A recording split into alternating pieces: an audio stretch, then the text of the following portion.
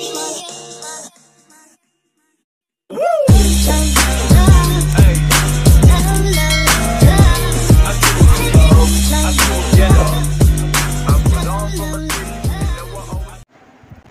Welcome to my YouTube channel.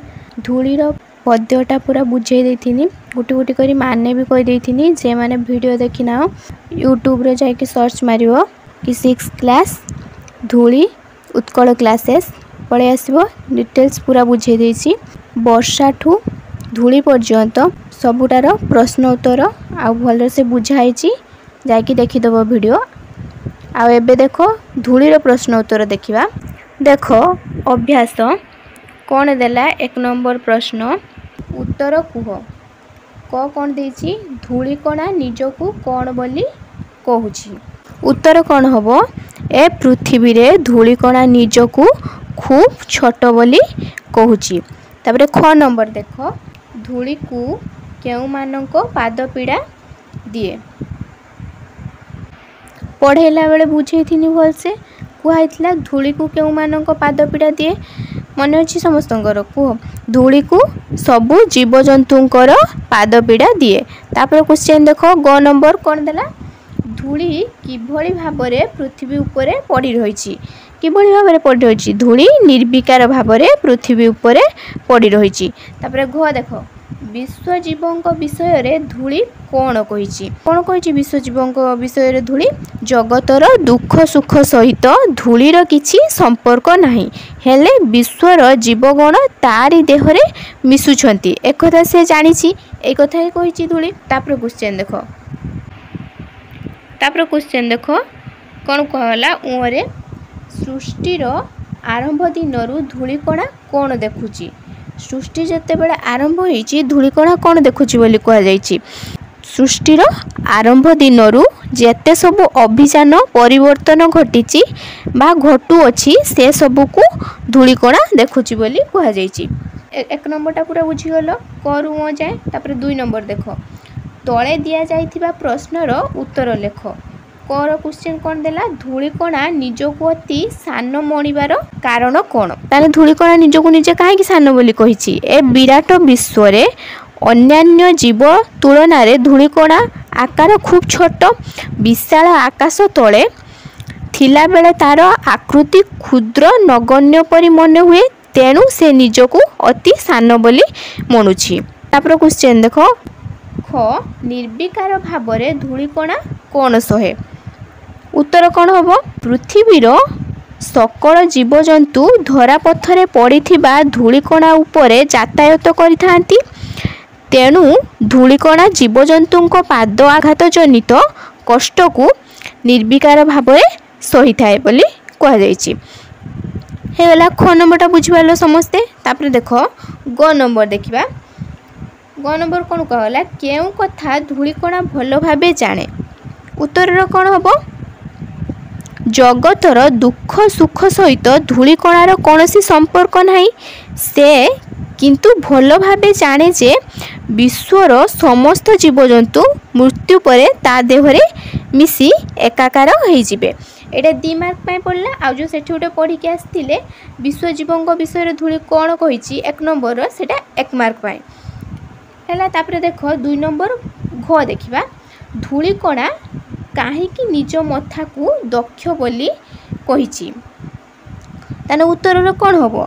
धूलिकणा किछि कहि पारे नाही। से खूब दरिद्र तार केही सा भरोसा नाहांती हेले पृथ्वीर सकल प्राणी को पाद आघात जनित चाप को से मथापाती निर्विकार भाबे सही निए।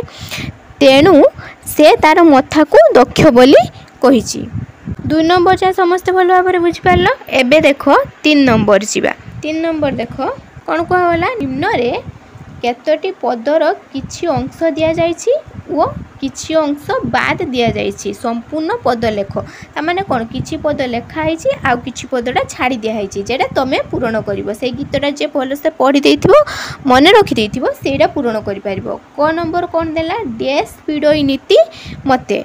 उत्तर रे कोन हबो जंतु जीव सबुरी पाद पीडोई नीति मते निर्विकारे तथापि मुहि पड़िछि धरा पथे। क नंबरटा हो गला। एबे देख ख नंबर देख एतिकी जाने विश्वजीव मिसई मोर बुके। तापरे ग नंबर देख सृष्टि दिनु देखुची बसी सकल अभिजान डैश विश्व अति सान। डैश जगह कौन हम आकाश तले धूलिकणा मु विश्व अति सान हो गला। 3 नंबर कंप्लीट हो गला। तापरे देख 4 नंबर जीवा। 4 नंबर कौन कहुई 4 नंबर कौन प्रश्न देला सरल भाषा रे बुझाई लेख। कौन प्रश्न देछि क देख क प्रश्न देख जीवने मोर नाही तो केबे का साथे अभिमान। एटा को सरलार्थ रे लिखिबा कौन हम जीवने मोर डेडेडेस अभिमान। तापर लेखा जो शशित पद्यांशटी नारी कवि विद्युत प्रभा देवी रचित धूली कवितार संगृहित। ताने एटार आमे कवितार कवि किए जानिचे विद्युत प्रभा देवी।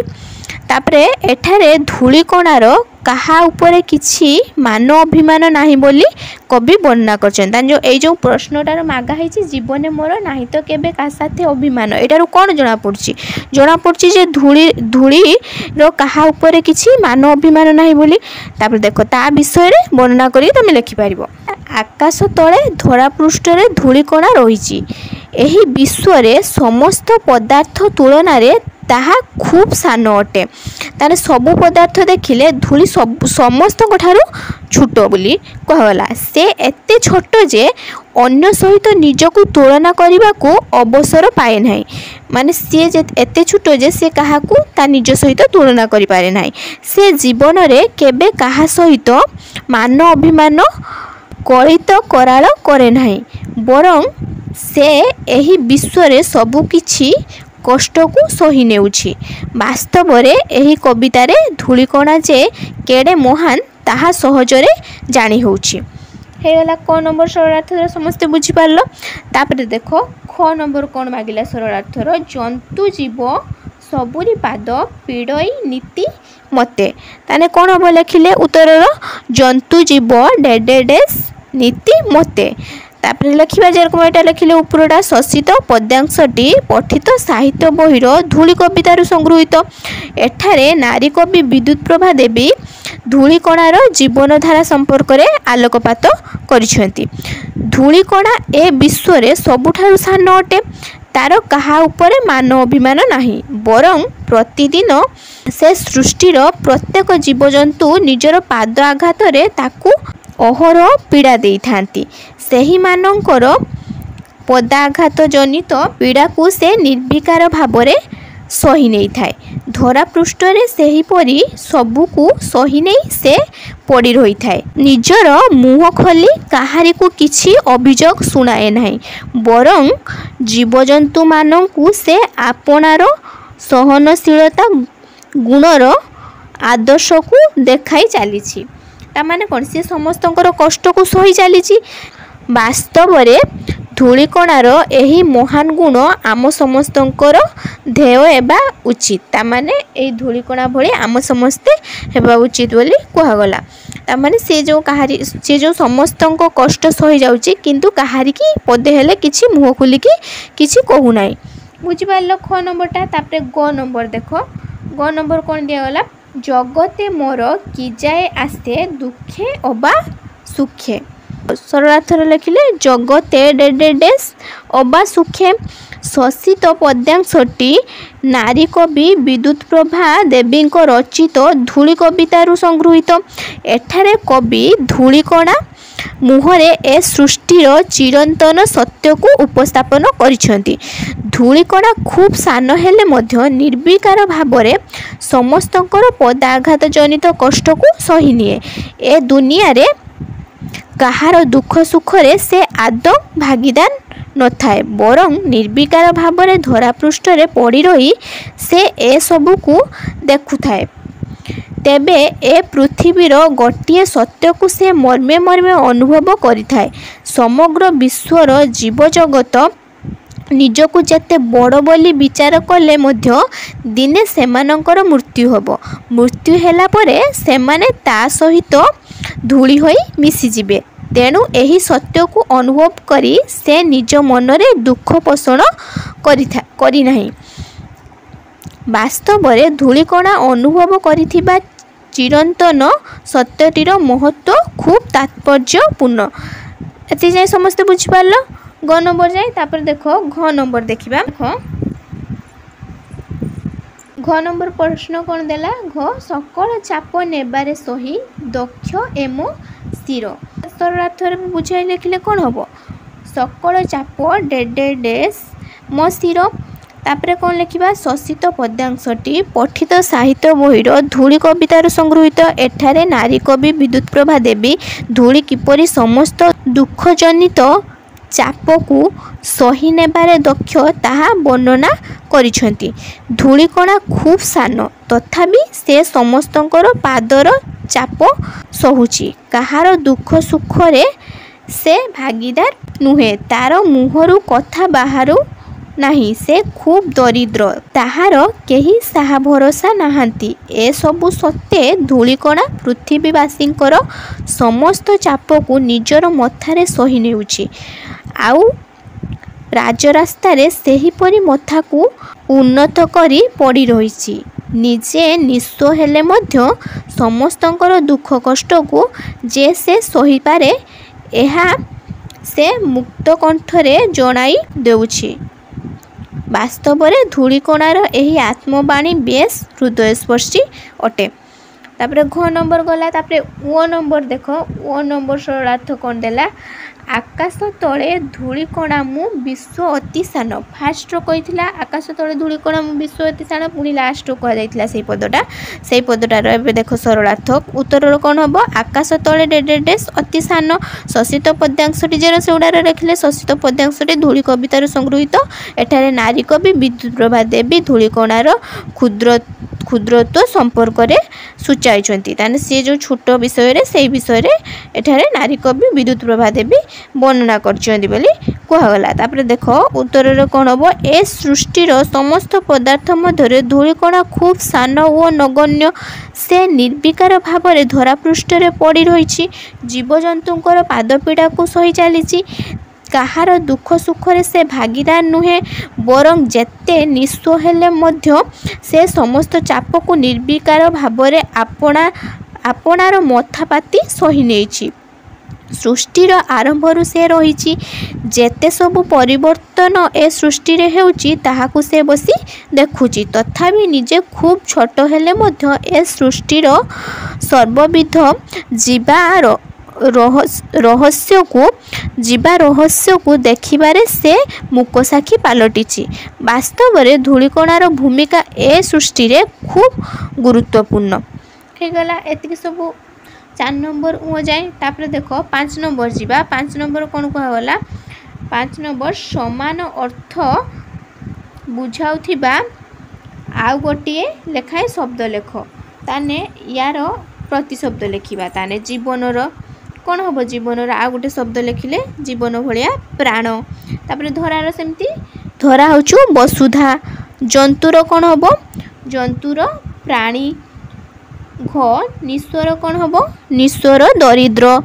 ଦକ୍ଷର କ'ଣ ହେବ? ଦକ୍ଷର ହେଉଛି ସମର୍ଥ, ଯଜ୍ଞ ଯେଟାକୁ ଆମେ ପଢ଼ିଥିଲେ। ତାପରେ ଦେଖ 6 ନମ୍ବର ଦେଖିବା। 6 ନମ୍ବର କ'ଣ କୁହାଗଲା? 6 ନମ୍ବର ଦେଖ ଗଦ୍ୟ ଆକାରରେ ଲେଖ। ତାହେଲେ ଆମେ ଏଇ ଯେଉଁ ପଦ୍ୟଟା ପଢ଼ିଛେ, ପଦ୍ୟରୁ ଦେଇଛି ସେଟାକୁ ଆମେ ଗଦ୍ୟ ଆକାରରେ ଲେଖିବା। କ ନମ୍ବର ଦେଖ ନିର୍ବିକାରେ ତଥାପି ମୁହିଁ ପଡ଼ିଛି ଧରା ପଥେ। ପଦଟା ପଢ଼ିଥିଲେ ସେଇ ପଦଟାକୁ ଗଦ୍ୟ ଆକାରରେ ଲେଖିଲେ କ'ଣ ହେବ? ମୁଁ ତଥାପି ନିର୍ବିକାର ଭାବରେ ଧରାପଥରେ ପଡ଼ି ରହିଛି। ଗଦ୍ୟ ଆକାରରେ ଲେଖିଲେ ଏହା ହେବ। ତାପରେ ଖ ଦେଖ ଜଗତେ ମୋର କି ଯାଏ ଆସେ ଦୁଃଖେ ଅବା ସୁଖେ। ଏଇଟା ପଦ୍ୟ ଆକାରରେ ପଢ଼ିଥିଲେ କବିତାଟାର। ତାହେଲେ ଏଟାକୁ ଗଦ୍ୟ ଆକାରରେ ଲେଖିଲେ କ'ଣ ହେବ? ଜଗତରେ ଦୁଃଖ ସୁଖରେ ମୋର ବା କ'ଣ ଯାଏ ଆସେ ଅଛି। ତାପରେ ଗ ଦେଖ ବାକ୍ୟହୀନ ନିଃସ୍ୱ ମୁହିଁ ଭରସାହୀନ ଚିର। ମୁଁ ବାକ୍ୟହୀନ ନିଃସ୍ୱ ଓ ସର୍ବଦା ଭରସାହୀନ ଅଟେ। ହେଇଗଲା ଗ ନମ୍ବରଟା। ତାପରେ ଘ ଦେଖ ସକଳ ଚାପ ନେବାରେ ସହି ଦକ୍ଷ ଏମ ସ୍ଥିର। ତାର ଉତ୍ତରରେ କ'ଣ ହେବ? ମୋର ଏହି ମଥା ସବୁ ପ୍ରକାରର ଚାପକୁ ସହି ନେବାକୁ ସମର୍ଥ ଅଟେ। ହେଇଗଲା 6 ନମ୍ବର ଯାଏ ସମସ୍ତେ ବୁଝିପାରିଲ। ତାପରେ ଦେଖ 7 ନମ୍ବର ଦେଖିବା। 7 ନମ୍ବର ଦେଖ କ'ଣ ଦେଇଛି ପ୍ରଶ୍ନ। 7 ନମ୍ବରର क स्तंभ रे थिबा एटा 10 नंबर भूल दे दिया हैछि एटा 7 नंबर क स्तंभ रे थिबा शब्दर अर्थ ख स्तंभ रु बाहर करी खाता रे लेख ओ क स्तंभर प्रत्येक शब्द को नहीं गोटे लेखाएं वाक्य गठन कर ताने आमर जो क स्तंभ ख स्तंभ को जुड़ेबा क स्तंभ ख स्तंभ ताने चिर सहित किए होबो चिर सहित सर्वदा चिर सर्वदा सिर सहित से भली सिर होची मुंड सिर अर्थ मुंड चिर अर्थ सर्वदा जगत अर्थ कौन होबो दुनिया जगतर अर्थ होची दुनिया तापर निस्वर अर्थ से भली एटा पढ़ेला बेले निस्व थिला कहिथिनी पढ़ेला बेले निस्वर अर्थ कौन होबो जहार किछि नाही निस्व तापर ताकू लगे कि आमे वाक्य गठन करिबा ताने चिर सर्वदा आम जेटा जानिले ता माने होची सर्वदा चिरर अर्थ तापर देखो ताने चिर को वाक्य गठन कले कौन होबो मार्कनी रेडियो उद्भावन करी चिरकाल पाई जस रखिचंती चिरकाल माने सर्वदा सबुदिन पाई तापर सिर देखो सिरर कौन होबो राजांको सिर रे मुकुट शोभा पाए तापर जगत जगतर अर्थ होची दुनिया ताने जगत लगे वाक्य गठन कर परिबो जगत रे बहु प्राणी रहिचंती तापर निस्व निस्वर अर्थ जानले निस्वर कौन होबो हरि बाबू निस्व होई काळ काटुचंती हे गला एति जे समस्त बुझी पकेलो जदी भी किछि बुझी पारलनी ताहले मते कमेंट रो पचारिबो जेडा न बुझी पारलो आउ जदी बुझी पारलो वीडियो भल लागिला ताहने या पर आमे गद्य पढिबा बनवाणी ताने एई भली भाबरे वीडियो देखिया को चाहउछो ताने हैला चैनल को सब्सक्राइब करिवो लाइक करिवो आ सांग मानक सहित शेयर करिवो थैंक यू फॉर वाचिंग।